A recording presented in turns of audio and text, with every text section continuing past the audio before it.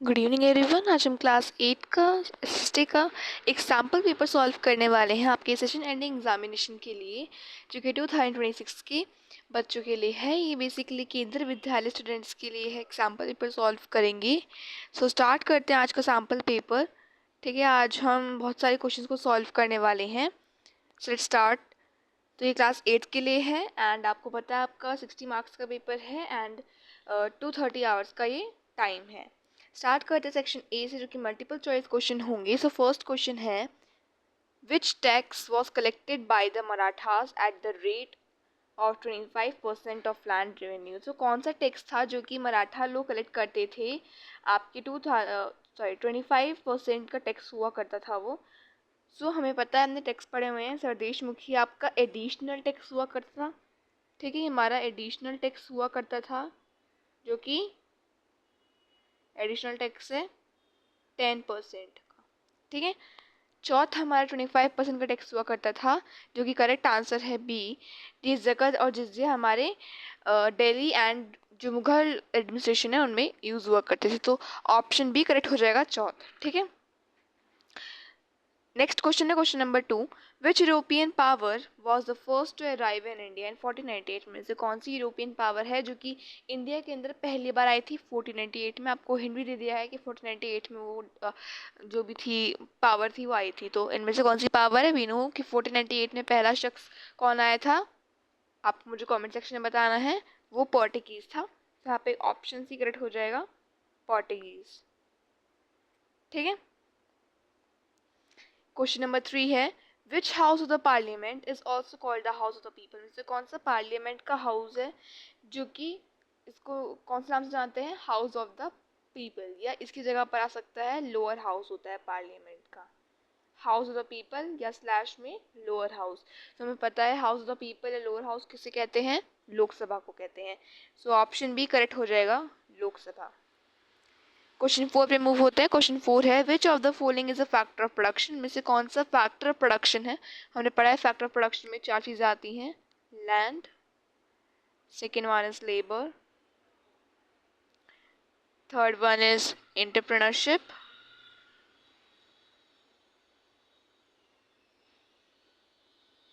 And fourth one में capital. इनमें labour भी टाइप के होते हैं, फिजिकल लेबर या ह्यूमन लेबर। ठीक है, सो टेलीविजन तो नहीं होता हमारा, लेबर होता है, इंटरनेट भी नहीं होता, एडवर्टाइजमेंट भी नहीं होता। तो ऑप्शन भी करेक्ट हो जाएगा कि लेबर हमारा एक फैक्टर प्रोडक्शन में आता है। ठीक है, उसके बाद हमारा नेक्स्ट क्वेश्चन है क्वेश्चन नंबर 5।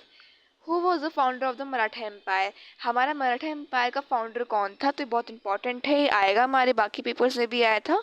तो उसमें ऑप्शन बी ही करेक्ट हो जाएगा, शिवाजी थे, जो कि उनको मराठा ऑफ मतलब फाउंडर ऑफ मराठा एम्पायर के नाम से भी जाना जाता है। संभाजी के सन थे।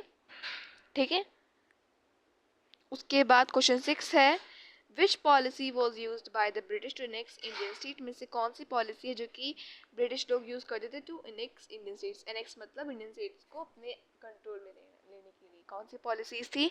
सो ऑप्शन ए है सब्सिडरी अलायंस, सी भी करेक्ट है। ऑप्शन बी है डॉक्ट्रिन ऑफ लैप्स, सी भी करेक्ट है।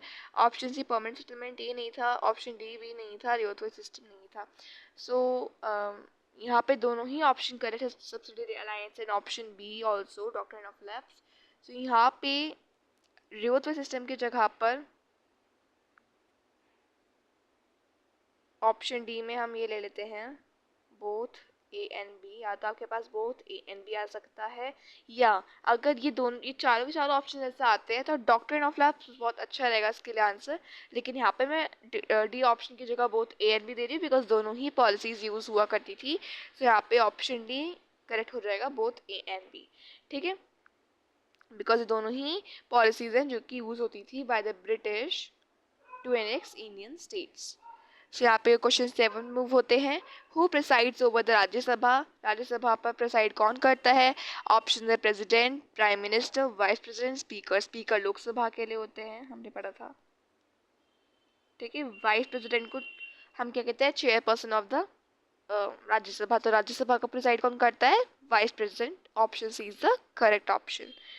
क्वेश्चन 8 पे मूव होता है। क्वेश्चन 8 है, which of the following comes under capital as a factor of production, में से कौन सा कैपिटल के तौर पर आता है in the factor of production? तो फॉरेस्ट हमारे लैंड के लिए हो जाता है, लैंड के लिए, वर्कर हमारे लेबर को शो करता है, लैंड हमें गिवन है जो कि फैक्टर प्रोडक्शन का ही होता है, मशीन हमारा कैपिटल के तरीके से यूज होगा, बिकॉज उस एक सोर्स हो गया ना, कैपिटल बेसिकली एक सोर्स के लिए यूज होता है, तो मशीन हमारे एक सोर्स हो गया फैक्टर प्रोडक्शन के लिए, ठीक है, उसका फैक्टर फैक्टर नहीं है प्रोडक्शन का, बट एक सोर्स हो गया उस चीज का, ठीक है, तो उसको हम कैपिटल कहते हैं।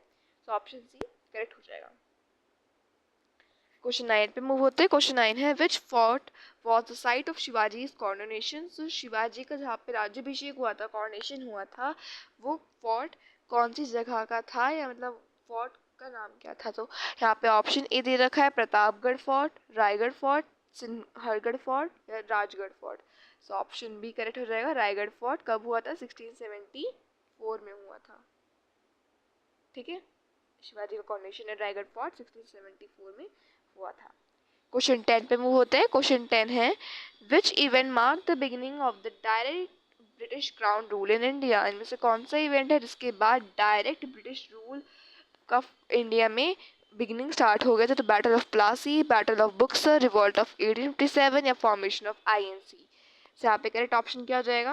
यहाँ पे करेक्ट ऑप्शन हो जाएगा option C, revolt of 1857, because जब वो अपने जिनके जो गन्स थी उनके अंदर, जब वो ग्रीस लगा रहे थे आपके कार्ट्रिजेज का, मतलब काओ की ग्रीस लगा रहे थे, पिक का ग्रीस लगा रहे थे, तो उसके थ्रू जो हमारे रिलीजियस लोग हुआ करते थे उनको ये उनके रिलीजियस की टॉलरेंस के मतलब खिलाफ लगा, तो उन्होंने उस चीज़ पर ब्रिटिश के लोगों पर इस चीज़ पे अपना हक के लिए लड़ाई लड़ी। उसी के थ्रू ब्रिटिश रूल भी इंडिया के अंदर स्टार्ट हो गया था, अपना रूल शो करने का। तो ऑप्शन सीक्रेट हो जाएगा रिवॉल्ट ऑफ 1857, ठीक है। उसके बाद नेक्स्ट क्वेश्चन है, क्वेश्चन नंबर 11 है एसरेशन एंड रीजनिंग बेस्ड क्वेश्चंस हैं, जिसमें एसरेशन दे रखा है the Lok Sabha is directly elected by the people. Lok Sabha को डायरेक्टली इलेक्ट कर सकते हैं पीपल, ये ट्रू है। डायरेक्टली हम इसे इलेक्ट कर सकते हैं बिकॉज ये हाउस ऑफ द पीपल है, इसी के थ्रू इसको हम हाउस ऑफ द पीपल कहते हैं, बिकॉज ये डायरेक्टली इलेक्ट हो जाते हैं बाय द पीपल। रीजन दे रखा है India follows the principle of universal franchise, because India follow करता है, हमारे प्रिंसिपल है, हमारे एक लॉ है, हमारे एक एक्ट है, जिसका मतलब है यूनिवर्सल एडल्ट फ्रेंचाइजी, मतलब सभी के पास राइट टू वोट है। कब? जब आप 18 के हो जाओगे या 18 के प्लस के एज के हो जाते हो, तो जब आप यूनिवर्सल फ्रेंचाइज के थ्रू वोट कर सकते हैं। तो यहाँ पे ये करेक्ट दे रखा है, रीजनेशन भी ट्रू है for your assertion also, and assertion भी ट्रू है। सो यहाँ पे ऑप्शन ए करेक्ट हो जाएगा, both A and B, sorry both A and R true and R is the correct explanation of A. इसका 12th क्वेश्चन दे रखा है assertion technology increases the efficiency of production. Technology increase करती है हमारे factor of production की efficiency को, और ज़्यादा स्मूथ बन जाता है टेक्नोलॉजी से, एंड प्रोडक्शन ईजिली बन जाता है, थोड़ा एफर्टलेस होता है, टेक्नोलॉजी के थ्रू सब कुछ चीज़ें ईजिली हो जाती है, तो ये भी ट्रू है। रीजन देखते हैं, रीजन दे रखा है technology helps in producing more goods using fever resources. Technology कुछ ही चीज़ों का यूज़ करके ज़्यादा गुड्स को प्रोड्यूस करता है, तो ये भी ट्रू है। तो करेक्ट रिजनेशन दे रखी है, ठीक है। सो यहाँ पे ऑप्शन ए हो जाएगा, both A and R true and I is the correct explanation of A. Section B पे आता है जो कि very short answer question type है, यहाँ पे 4 क्वेश्चन होंगे 2 मार्क्स के, ठीक है। जैसे फर्स्ट क्वेश्चन दे रखा है mention any 2 features of Shivaji's administration. हमें शिवाजी के एडमिनिस्ट्रेशन के 2 फीचर्स को मेंशन करना है, ठीक है। सो यहाँ पे आप लिख सकते हैं 2 फीचर्स ऑफ शिवाजीज एडमिनिस्ट्रेशन। एक तो उनकी स्ट्रॉन्ग आर्मी थी, या स्ट्रॉन्ग आर्मी जगह आप लिख सकते हैं उन्होंने नेवी को बिल्ड करा था अपने एडमिनिस्ट्रेशन में। सो यहाँ पे आप strong army and navy was established, strong navy थी एंड उनकी आर्मी भी थी, ठीक है। एंड दूसरा पॉइंट आप लिख सकते हैं अष्टप्रधान मंडला के बारे में,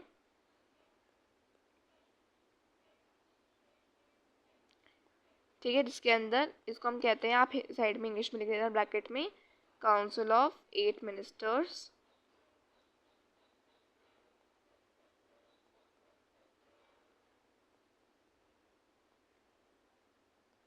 was held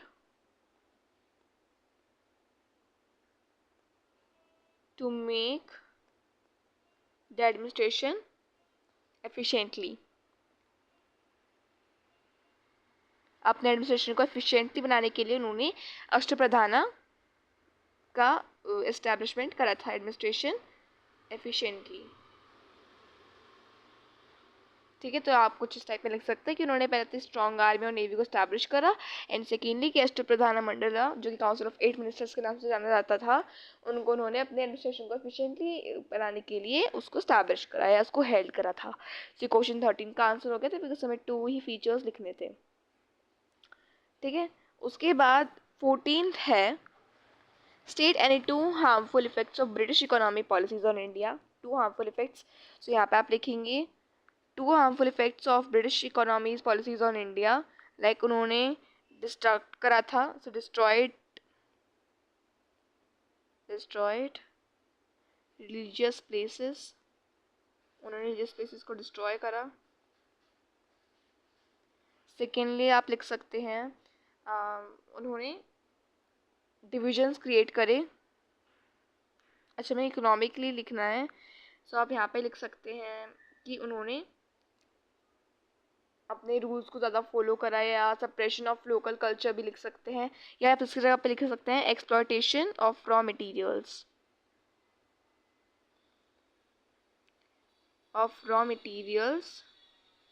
उन्होंने रॉ मटेरियल्स को ख़त्म कर दिया, विच ruined इकोनॉमी इन इंडिया, इसके थ्रू इंडिया में इकोनॉमी ख़त्म हो रही थी। ठीक है, तो 2 पॉइंट्स आप लिख सकते हैं कि उन्होंने एक तो रिलीजियस प्लेसेस को डिस्ट्रॉय करा, एंड उन्होंने रॉ मटेरियल्स को एक्सप्लॉइट करना चालू रखा, जिस वजह से इकोनॉमी इंडिया की गिर चुकी थी। ठीक है, तो ये क्वेश्चन 14 हो गया था। क्वेश्चन 15 दे रखा है, what is mean by universal date franchise. 2 marks का क्वेश्चन है, तो आप लिख सकते हैं यूनिवर्सल डेट फ्रेंचाइज एक हमारा एक्ट है, it is a act in which every person aged from 18 or 18 plus have right to vote irrespective of any sociality among society।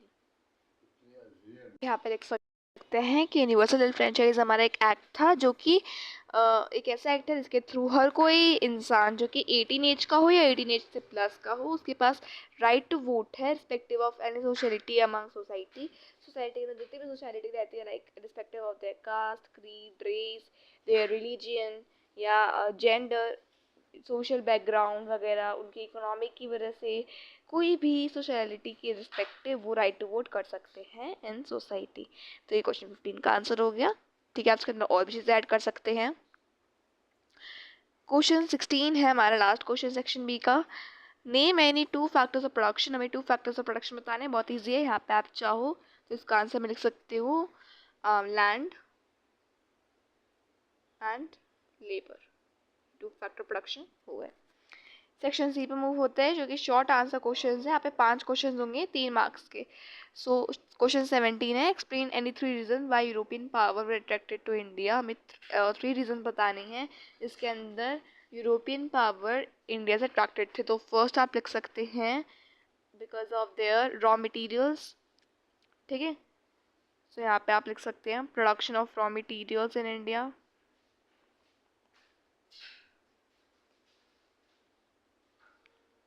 Production of raw materials. Secondly, textiles and spices were exported to Britain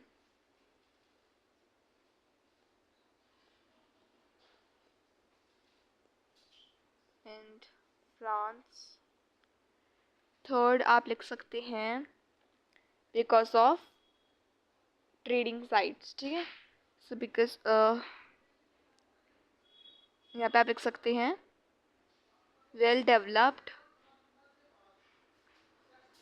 trading sites थी हमारे पास west coast में सबसे ज़्यादा, तो उस वजह से India पे आए थे रॉ मटेरियल्स के प्रोडक्शन की वजह से, एंड जो टेक्सटाइल्स एंड स्पाइसेस थी उनकी वजह से। चौथा पॉइंट आप लिख सकते हैं because of population increment in population increase थी इंडिया के अंदर, बहुत सारे लोग थे तो उस वजह से उनको अपने एम्पायर में ज़्यादा लोग लेने के लिए ज़्यादा पॉपुलेशन मिल रही थी। तो यहाँ पे हमें 3 का था, तो आप इनमें से कोई भी 3 लिख सकते हैं। ठीक है, मूव करते हैं क्वेश्चन 18 पे। सो क्वेश्चन 18 है describe any 3 features of Maratha military system. हमें 3 फीचर्स लिखने हैं ऑफ मराठा मिलिट्री सिस्टम। सो यहाँ पे आप लिख सकते हैं, यहाँ पे आप लिख सकते हैं लाइक मिलिट्री सिस्टम में, मराठा मिलिट्री सिस्टम के अंदर 2 चीज़ें थी लाइक बारगेस जो कि टैक्स थे, ये एक तो सेल्फ स्टेट फंडेड होता था, यहाँ पे हॉर्स वगैरह जो इक्विपमेंट्स हुआ करते थे वो स्टेट फंड करता था, एंड दूसरा था शील्डार जो कि सेल्फ फंडेड हुआ करता था। ठीक है, दूसरा देख सकते हैं कि उनकी जो आर्मी जो मिलिट्री सिस्टम था वो वेल डेवलप्ड था, डिसिप्लिन था और स्ट्रॉन्ग आर्मीज थी। ठीक है, तीसरा आप लिख सकते हैं कि इनकी जो मराठा मिलिट्री आर्मी थी वो गुरिल्ला टेक्टिक्स को यूज़ करते थे, मतलब guerrilla warfare Maratha military army में ज़्यादा चला करता था। ठीक है, तो आपने 3 फीचर्स को जिस टाइप पे लिख सकते हैं। अब हम क्वेश्चन 19 में मूव होते हैं। क्वेश्चन 19 है state any 3 functions of the parliament of India. हमें 3 फंक्शंस लिखने हैं आपके इंडिया के पार्लियामेंट के बारे में। तो आप यहाँ पे लिख सकते हैं पहला अमेंडिंग कॉन्स्टिट्यूशन, एक तो यहाँ पे कॉन्स्टिट्यूशन बना था, अमेंडिंग कॉन्स्टिट्यूशन। ठीक है, एंड यहाँ पे आप लिख सकते हैं लॉ मेकिंग बॉडी है ये, लॉज आर बिल्ड, लॉज बनते हैं। तीसरा आप लिख सकते हैं discussions about public warfare, discussion about, यहाँ पे डिस्कस होते रहते हैं पब्लिक वारफेयर के ऊपर या नेशनलिटी के ऊपर। So public warfare. ठीक है, उसके बाद क्वेश्चन 20 दे रखा है। क्वेश्चन 20 है explain any 3 roles of the entrepreneur in the production of process. हमें 3 रोल बताने हैं एंटरप्रेन्योर के, 3 रोल जो कि फैक्ट्री प्रोडक्शन में इंपॉर्टेंट रहते हैं। तो पहला आप लिख सकते हैं, एक तो वो रिस्क लेता है, टेक रिस्क लेता है। दूसरा आप लिख सकते हैं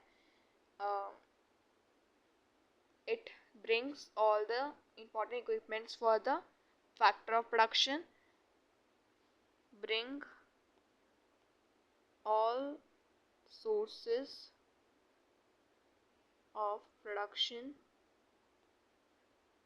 together। एक साथ सभी चीज़ों को जो सोर्सेज है प्रोडक्शन के एक साथ लेकर आते हैं, प्रोडक्शन टुगेदर।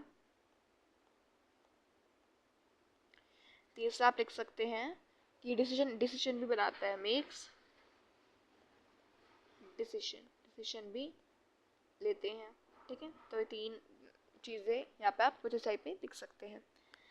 उसके बाद क्वेश्चन 21 है लास्ट क्वेश्चन सेक्शन सी का, describe any 3 ways in which British rule affected Indian education और culture।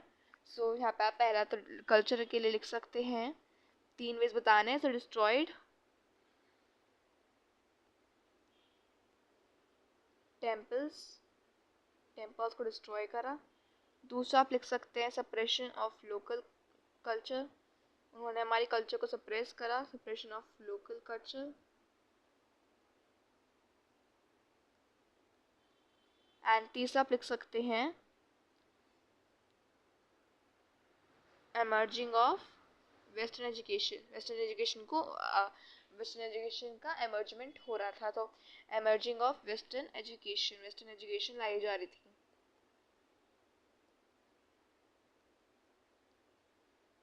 Western education. ठीक है, तो 3 ये चीज़ आप कुछ इस टाइप में लिख सकते हैं। उसके बाद सेक्शन डी पे मूव होता है। सेक्शन डी पे हमारे केस बेस्ड क्वेश्चंस हैं। ठीक है, यहाँ पे 4 केस बेस्ड क्वेश्चन होंगे 3 मार्क्स के। So case based question, case based है, पहला पैराग्राफ दे रखा है जो कि आपके राइज ऑफ मराठा से रिलेटेड शिवाजी महाराज पर है, तो उसको पढ़ते हैं। सो यहाँ पे मैं इस केस बेस को रीड करूँगी, उसके बाद हम क्वेश्चन के बेस पे यहाँ पे आंसर करेंगे, ठीक है। सो केस बेस फर्स्ट है, Shivaji organize a strong and disciplined army to protect his swaraj. मैं ऐसे करते पेन से ही कर लेती हूँ बिकॉज आंसर भी हम राइटर से मार्क कर लेंगे then.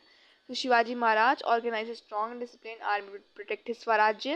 He understood that it was not possible to defeat large and powerful enemies with a small army using traditional warfare methods. So therefore he adopted guerrilla warfare which focused on speed, surprise and deep knowledge of the local terrain. मतलब आसपास की जो naturality है उसको अच्छे से समझने के लिए गुरिल्ला वारफेयर को भी उन्होंने फोकस करा था। His soldiers moved quickly, attacked suddenly and disappeared before the enemy could react. Forts were the backbone of the Maratha defense. They were built on hills and difficult terrain, making them hard to capture. These forts served as centers for administration, storage of weapons and food, and safe shelters for soldiers. Shivaji also realized the importance of sea power and established a navy to protect the western coastline from foreign powers like the Portuguese and the British. This was a revolutionary step in Indian history. The combination of guerrilla warfare, strong forts, and powerful navy made the Maratha military system highly effective and helped them challenge more strong armies. अब इसके base पे question दे रखा है। First question दे रखा है, name one feature of guerrilla warfare mention in the passage. हमें पहला फीचर बताना है गुरिल्ला वारफेयर का। सो आप पहला फीचर लिख सकते हैं कि यहाँ पे ये हेल्प करते थे गुरिल्ला वारफेयर सडनली मूव होने के लिए। सो यहाँ पे आप लिख सकते हैं adopted guerrilla warfare which focused on speed, ठीक है, बिकॉज हमें एक बताना है तो आप यहाँ पे आप स्पीड कर देंगे।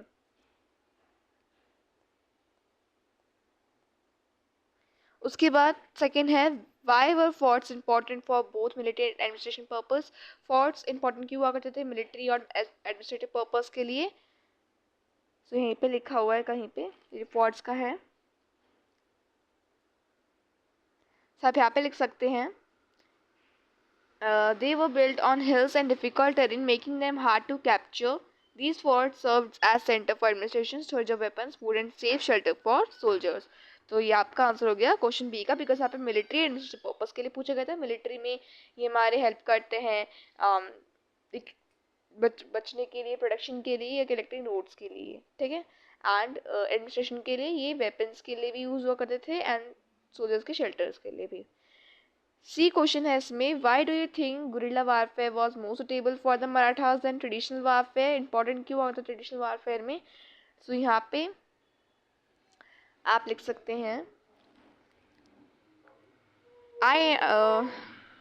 यहाँ पे आप लिखना because it was not possible to defeat large and powerful enemies with a small army using a traditional warfare method. Therefore Shivaji adopted guerrilla warfare, ठीक है। तो यहाँ पे आपको पहले बिकॉज लिखना होगा देन स्टार्ट कर देना, ठीक है। क्वेश्चन इसमें डी पार्ट है, how did the establishment of navy strengthen the Maratha army. Navy के एस्टैब्लिशमेंट से मराठा आर्मी कितना स्ट्रेंथन हुआ, ठीक है। सो यहाँ पे आप लिखना शिवाजी ऑल्सो यहाँ पे the importance of sea power and establish a navy to protect the western coast line from foreign powers like Portuguese and the British help to establish their empire, लिख देना the importance of sea power and establish of navy to protect the western coast from foreign powers like Portuguese and the British help to strengthen the Maratha army, ठीक है। तो case based first हुआ, case based 2 है जो कि आपके parliamentary system से related है। तो केस बेस्ड स्टडी 2 दे रखा है, इसको पढ़ते हैं। So India follows a parliamentary system of government in which the parliament plays a very important role. The parliament is the supreme law-making body and consists of the president, the Lok Sabha and the Rajya Sabha. The Lok Sabha represents the people and its members are directly elected by the citizen through universal franchise. The Rajya Sabha represents the state and its members are elected indirectly. The parliament makes laws for the country, controls the functioning of the government, and ensures the executive work according to the constitution. The government is responsible to the Lok Sabha, which means it must answer questions and justify its action through question hour, debates, and parliamentary committees.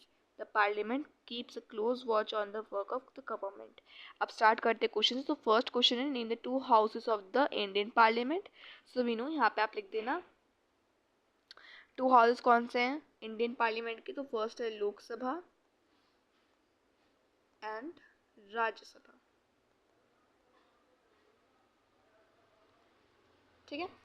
B है, how does the parliament control the functioning of the government. Parliament हमारे government के functioning में कैसे help करता है, कैसे control करता है उसे। सो इसका पैराग्राफ में आंसर ढूंढते हैं। तो यहाँ पे आप करना, the parliament makes laws for the country, controls the function of the government and ensures that the executive work according to the constitution. की जो गवर्नमेंट है वो अपना काम कर रही है नहीं कर रही है, उस पर भी ये देखता है। तो यहाँ पे ऑप्शन बी का ये आंसर हो जाएगा, ये ऑप्शन बी का आंसर है। ठीक है। सी देखते हैं, why is the responsibility of the government to the Lok Sabha important for democracy.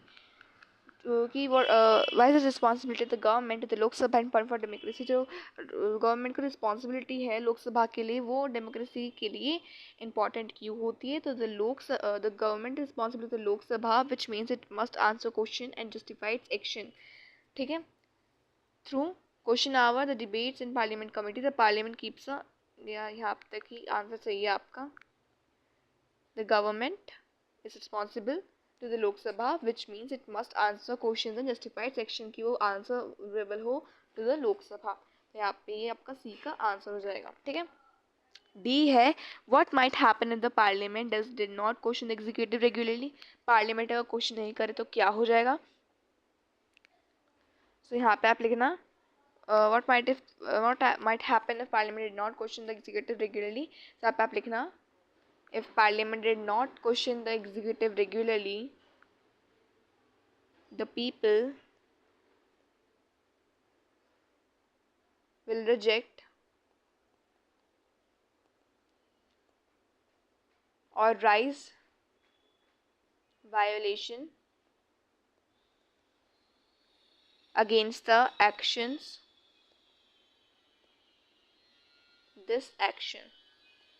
कि अगर आपकी जो सरकार है वो किसी भी क्वेश्चन का जवाब नहीं दे पा रही रेगुलरली, तो जो लोग हैं लोग हैं वो इस चीज़ पर रिजेक्ट करेंगे, उनको अगली बार जब इलेक्शंस होंगे उस चीज़ को रिजेक्ट करेंगे, उन पार्टी को रिजेक्ट करेंगे और इस चीज़ के लिए वो वायलेशन भी करेंगे against this action. So option D का कुछ क्वेश्चन डी का कुछ टाइप पे आप आंसर लिख सकते हैं। उसके बाद केस बेस्ड थर्ड है हमारा, जो कि आपका फैक्टर प्रोडक्शन से रिलेटेड है, इसे पढ़ते हैं। सो एवरी गुड और service that we use and produce by combining different factors of production, land provides natural resources, labor provides human effort, capital provides money and machines, and entrepreneurship bring all these factors together. The entrepreneur takes decision, bear risk, and plans the production of process. For example, in a small bakery, land is required for setting up the shop, labor is needed to bake and sell bread, capital is used to buy ovens and ingredients and tools, and the entrepreneur decides what to produce and how to sell it. Technology also plays an important role in making production faster and more efficient। अब इसके base पे question है। First question है, name any two factors of production mention in the passage. तो इस passage के according जैसे हमें दे रखा है यहाँ पे लेबर एंड लैंड के बारे में बात हुई थी, तो आप लिखना लैंड एंड लेबर। ठीक है। बी है, what is the role of an entrepreneur in production. क्या रोल होता है, तो यहीं पर हमने पढ़ा था अभी एंटरप्रेन्योर के बारे में। The entrepreneur take decision, bear risk and plans the production process. तो ये ऑप्शन बी का आंसर हो जाएगा। सी पार्ट है, why is it necessary to combine all factors of production. Necessary क्यों होता है to combine all factors of production. So आप यहाँ पे लिखना, it is necessary to combine all factors of production so that it can run smoothly, efficiently,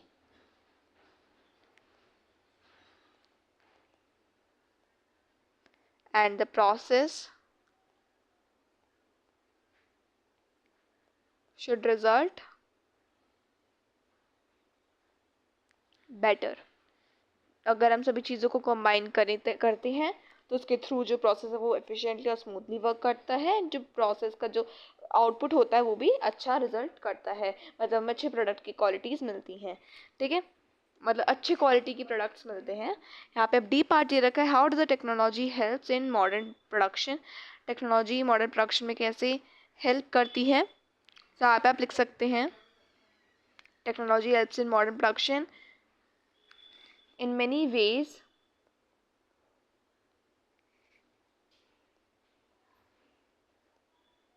to run the process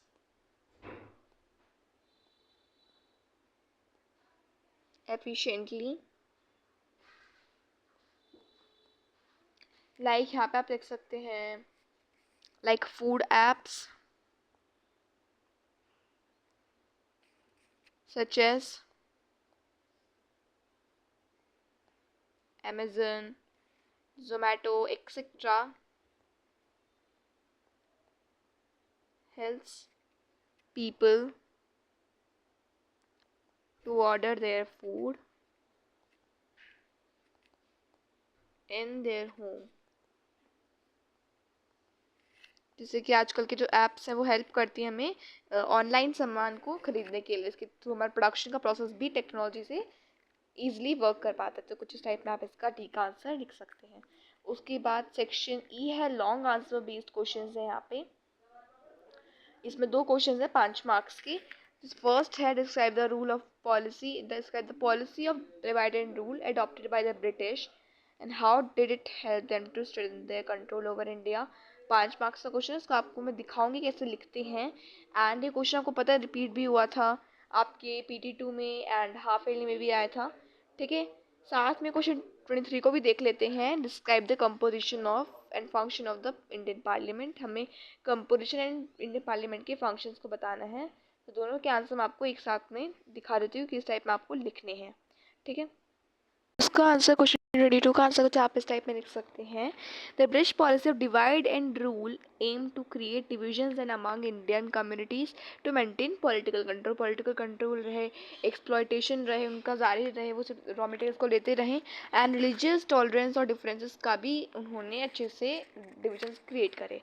अब इनके through कैसे उन्होंने इस चीज़ को अडॉप्ट करा था, so preventing unity the policy help strengthen their control over India. किस तरीके से पॉलिसी ने हेल्प करी, तो प्रिवेंटिंग यूनिटी से बचने के लिए, मतलब डिविजन्स को क्रिएट करे उन्होंने। तो by keeping various Indian groups divided रखा उन्होंने रिलीजियस और कास्ट लाइन के बेस पे। ब्रिटिश ने नेशनलिटी को भी ख़त्म कर दिया था, उसके थ्रू उन्होंने अपने रूल को जारी रखा।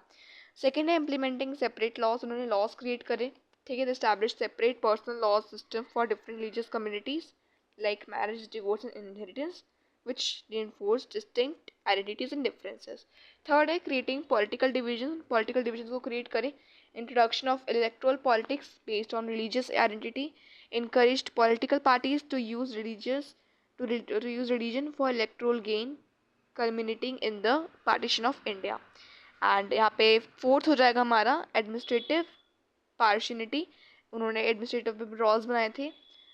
So a key example was the 1905 partition of Bengal by Lord Curzon, which was officially for administrative efficiency but actually aimed to divide majority Hindu Muslim population in the region। जो Lord कुर्जन था उसने बंगाल के population को divide करा था, क्यों, among Hindus Muslims, जिसकी वजह से पॉपुलेशन का जो डिवीजन है वो क्रिएट रहे एंड अपने एम्पायर को ज़्यादा एक्सटेंड कर सके। तो ये हमारा क्वेश्चन 22 का आंसर था। मूव करते क्वेश्चन 23 के आंसर पे। सो क्वेश्चन 23 का आंसर कुछ इस टाइप में लिखेंगे। The Indian parliament the supreme legislative body, Indian parliament जो हमारी सुप्रीम लेजिस्लेटिव बॉडी होती है उसके अंदर प्रेसिडेंट, लोकसभा जो कि हाउस ऑफ द पीपल या लोअर हाउस होता है, राज्यसभा जो कि काउंसिल ऑफ स्टेट्स के लिए, ये सभी लोग कंपोज होते हैं। अब इसके प्राइमरी फंक्शंस क्या होते हैं, तो लेजिस्लेटिव पावर मतलब लॉज को इन्हांस करते हैं हमारी यूनियन एंड कॉन्कर लिस्ट में कॉन्स्टिट्यूशन के सब्जेक्ट्स पर।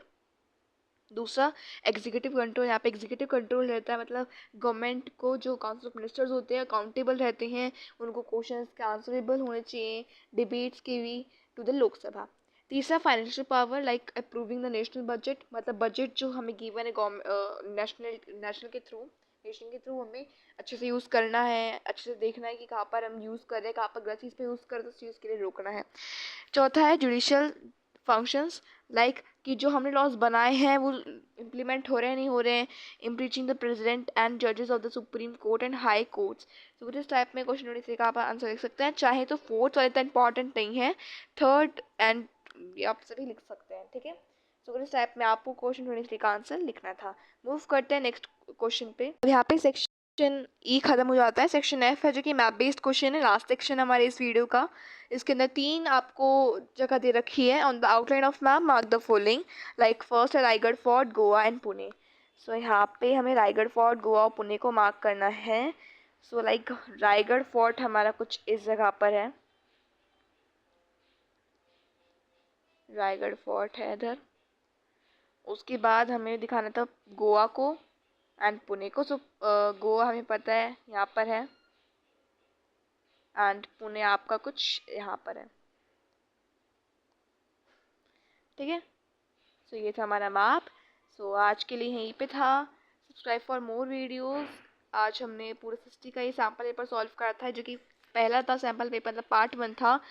सो if you want my such videos of sample paper, so you can comment me down later. And अगर आपको कुछ इस टाइप में एक्सप्लेनेशन चाहिए, आपको सैम्पल पेपर की वीडियो चाहिए, अब आपको अगर सेशन एंड एग्जामिनेशन की सीरीज चाहिए, you can ask me further. Have any doubt, you can also ask me in the comment section down below. So thank you for watching the video.